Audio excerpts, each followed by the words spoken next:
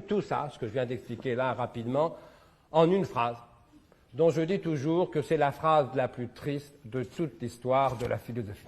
Comme ça, là, on aura touché le fond, on ne pourra plus que remonter. Alors, quand je désire ce que je n'ai pas, le manque, c'est ce que Schopenhauer, comme tout le monde, appelle la souffrance. J'ai faim, il n'y a pas à manger, souffrance. J'ai soif, il n'y a pas à boire, souffrance. Je l'aime, elle ne m'aime pas, souffrance.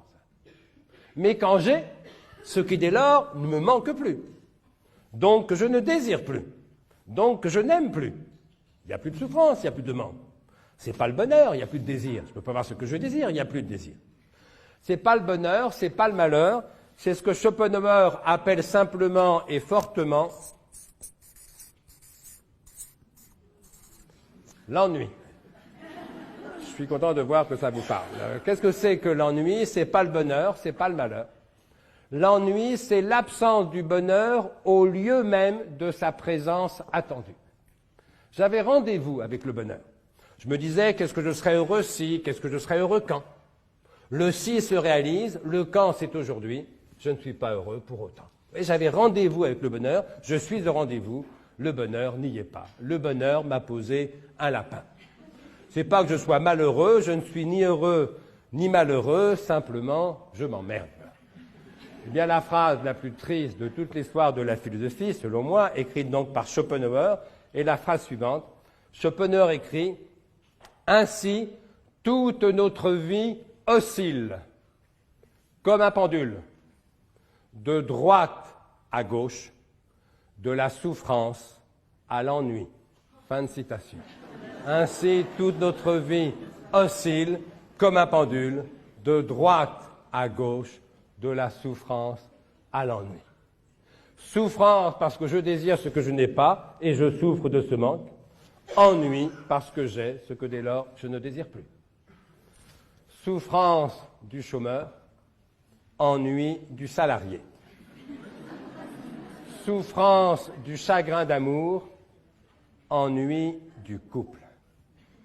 Ça vous amuse moins. Vous voyez, l'essentiel malgré tout, c'est pas vous qui doivent le reprocher. Rassurez-vous, il n'y a pas que chez vous qu'on s'ennuie des fois, c'est normal. Il n'y a pas de couple où l'on ne s'ennuie jamais. Ça n'existe que dans les mauvais romans d'amour. Il n'y a pas de métier où l'on ne s'ennuie jamais. Ça n'existe que dans les mauvais livres de management, ce qui pour le coup est une espèce de pléonasme. Le philosophe Alain disait plus lucidement au début du XXe siècle, le seul métier où l'on ne s'ennuie jamais, c'est celui qu'on ne fait pas. Mais oui, bien sûr. Moi, si quelqu'un me dit « je ne m'ennuie jamais au boulot », ma première action, c'est pas de me dire « tiens, il doit travailler aux hôpitaux universitaires de Genève ». Ma première réaction, c'est de me dire « encore un menteur » ou bien un inactif.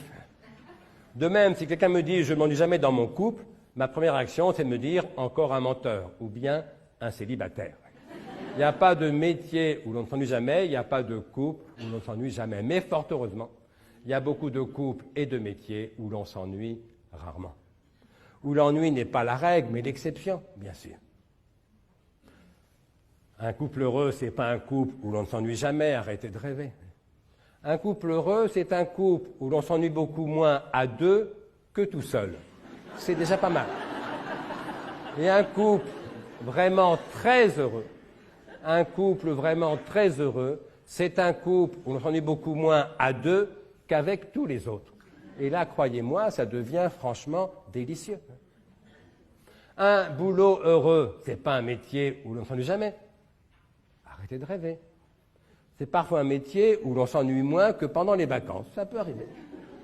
C'est peut-être un métier où vous ennuyez moins que vous ne vous ennuierez pendant la retraite. Ça peut arriver aussi. Et c'est ça que Platon n'arrive pas à expliquer. Autrement dit, il y a une chose qui donne tort à Platon, peut-être une seule ou plusieurs, mais qui reviennent tout de même. Ce qui donne tort à Platon, c'est ce fait incontestable qu'il existe parfois des couples heureux.